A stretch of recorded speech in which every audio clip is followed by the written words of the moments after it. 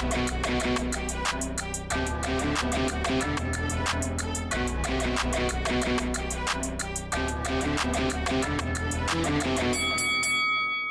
guys, welcome to Boxing Squared for boxing news and views from around the internet.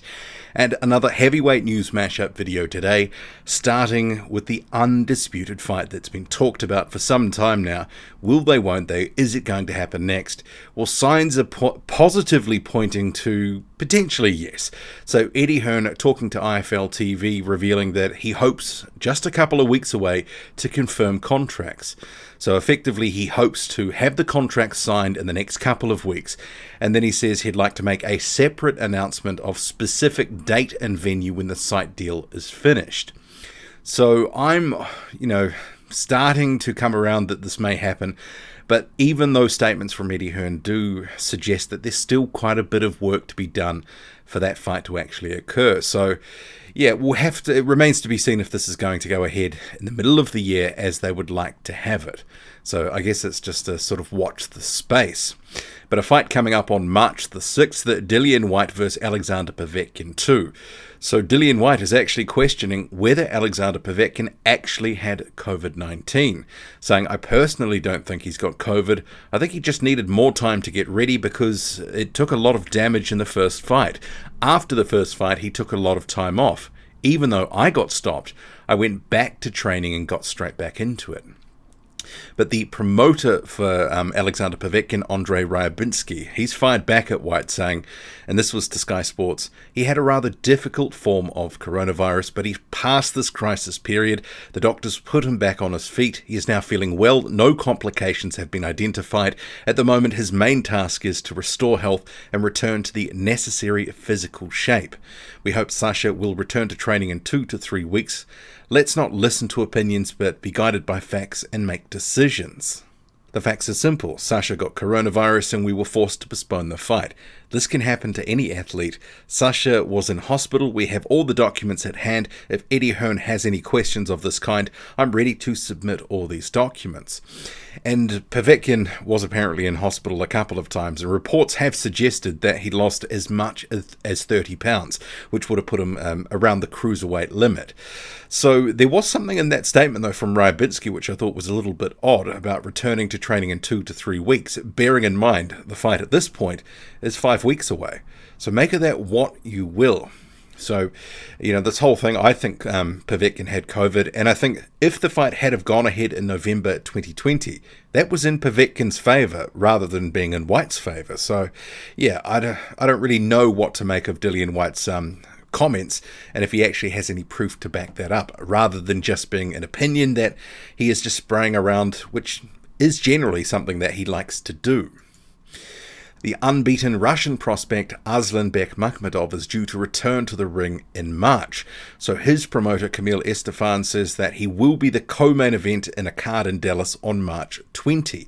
And bearing in mind, Makhmudov, who is promoted by Eye of the Tiger Management, is also co-promoted by Golden Boy. So this will be his first appearance on a Golden Boy card. So it'll be interesting to see who the main event is for that card. But Kamil Estefan says we want Arslanbek to continue to climb, getting the international exposure in order to become a must fight for the champions. And in my opinion, that is something he really needs in terms of exposure to actually build his profile and brand, because at the moment, fighting in Canada as he has been, has really not done too much for his profile. He's one of the best prospects around, but you wouldn't know it because casual fans have no idea who he is.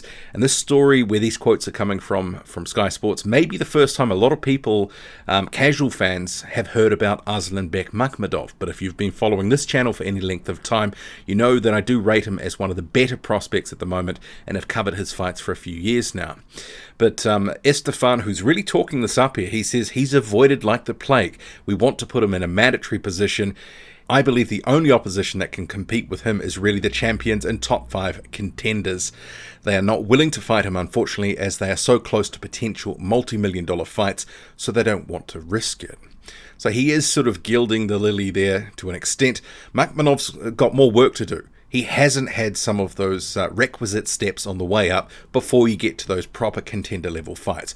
Bearing in mind he's only got about 10 fights on the ledger at the moment, and the opposition has been in incremental improvements, but it's only been at a certain level. He wants to jump up and face the champions now without even being ranked and having put the work in. He doesn't really have any fringe contender or good contender level wins. It's those sorts of fights that he needs to build towards, but they do need to put some money into his career in terms of getting good opponents. That's been one of the struggles. They've been getting some of these washed guys like Samuel Peter, for example, and that's just not going to cut it. You've got to actually spend some money to build his career. And hopefully with this new deal with Golden Boy, which was signed about a year ago or so, but hasn't been able to happen in terms of the first fight in the United States yet due to the pandemic, hopefully he can sort of onwards and upwards from here. Lucas Browne seemingly is closing in on a fight with former rugby league player Paul Gallen in April. So there has been some discussion on this sort of fight for a while. Browne has been calling for it. So his manager on social media had stated, and see here on screen, seems like Lucas Browne and Paul Gallen is a fight many want to see. From our side of things, we've agreed to the terms on offer. It's a fair offer. We accept. It's now up to the promoters to do their business and get it locked in. Lucas won the world title in hostile territory. Most of his big fights have been overseas. He'd fight Gal at Cronulla League Club if that's what they want. And now we're going to cut to two clips. One from Paul Gallen talking about, well, this fight is being targeted for April the 14th. There is some potential roadblocks, but it's from the Browne camp. And then you have Lucas Browne responding. Hey Ron, I thought I'd better reply to Big Bitch Daddy Browne's post he put up today about me and other people he wants to fight in Australia, and let you know the whole truth. So over the past couple of weeks, Matt Rose has been in negotiation with Lucas and his manager. I think his manager's named Matt, I'm not too sure, along with Pete Matreski, about fighting me on April 14, a fight in which I've agreed to. I've said I'll fight Lucas on April 14. The problem is Lucas has multiple contracts with multiple promoters, and one of those promoters wants to be heavily compensated to release Lucas to fight me. Now, that compensation number is extreme. This is on top of the 6 figures, more than 6 figures Lucas wants to fight me. Yeah, more than 6 figures after he said he'd bash me for nothing. So, Lucas, if you want the fight on April 14th, the opportunity I'll give you to fight me because I've got bigger fish to fry at the back end of the year, not bums like you. You need to sort yourself out with your promoter, or you need to take a bit of a reduced fee. That's the only way you'll fight me. But the fight is there for you on April 14th. If you want it, stop carrying on like I'm the one dogging it, because it's not me. How we doing? I've just seen Paul Gallen's little video. I've agreed to the date. April 14th is my birthday. What a great day to bash you. I've agreed on the purse as well. I've agreed on everything. Yes, I am signed already, so it's up to your promoter to sort it out. I've got nothing to do with it. You've got nothing to do with it. It's now the promoter. That's all that matters. So I've agreed. You've agreed. Everyone's agreed. We've all agreed on the date. We've all agreed on the numbers. We've all agreed on everything. Now all we have to do is get in there and fight. So it's up to the promoters to go ahead and agree with what. So let's stop bullshitting around. Let's get in there and do it. The public wants to see it. I want to see it. You want to see it. We've all agreed. April 14, my birthday. Let's do it. The unbeaten 7-0 prospect Jared Anderson has been confirmed to face Kingsley Ibeh on a card that's happening on February the 13th. And this is actually a really good prospect level fight for Jared Anderson, who recently has had a number of fights in the top rank bubble, including against the likes of Rodney Hernandez, but he's been having good incremental steps. And Kingsley Ibeh himself, he had been fighting in the bubble and he went 2-0-1, that draw coming against Guido Vianello. And he was, I don't want to say a revelation, but he was a surprising find from those bubble cards. He actually, the further he got on, you could see he was getting better fight by fight and put up a very credible effort against Guido Vianello, probably unlucky not to get the win. Guido Vianello, until that point, was a reasonably hyped prospect, but Kingsley Ibeh really put it on him and was in that fight. And I thought he actually did win the fight. So this is going to be a decent test for Jared Anderson, and they're actually matching him, in my view, really well. For a guy who's 7-0, sometimes, you know, they can get lobbed too many soft fights, but this is going to be a somewhat relatively hard fight for this level and stage of his career, bearing in mind Anderson only 21 years old, just the 7 fights. I'm looking forward to this one. This could be quite competitive, but I'd expect that Jared Anderson, who I think is a step up in class from Kingsley Ibeh, although Ibeh has good skills and moves well for a big guy, I do think that probably Anderson's going to have too much for him. And he does have good tools in the toolbox in terms of being able to switch to southpaw and just in general, good pop, good skills. And I think he'll ultimately prove to be a little bit too much for Ibeh, either winning on points or even possibly stopping him late in their fight. The unbeaten American Damani is coming at 261 pounds for his fight with Michael Polite-Coffie.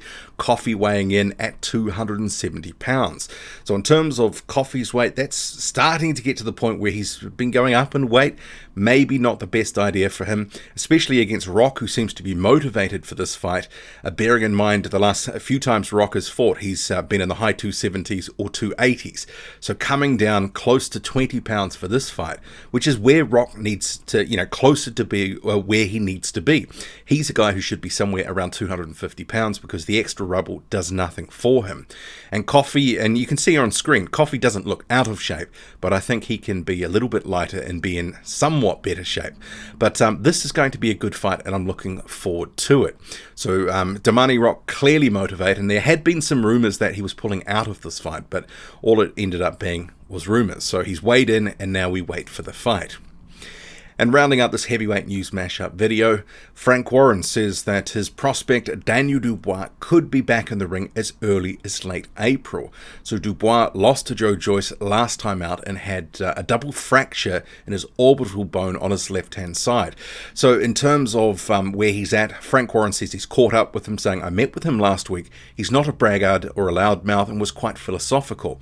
When he was caught, he said the pain was searing right through his head. He said it has happened and he has to get on with it. The pressure's on him now, but it's not like he took a real beating or got knocked out. If he had been pulled out of the round before, 2 judges had him ahead on their scorecard. The doctor is happy with the way that the fractures have healed. He has to go back and get his retina looked at again, but hopefully he will be okay to go again and then get back into full training. We want to have him back out in late April or maybe May. All of us are very disappointed with what happened, but he is young and we're not going to rush him into anything. What do you make of it all? Drop a comment, loud and often, hit like, hit subscribe, follow me on Twitter, boxing_squared. I'm out.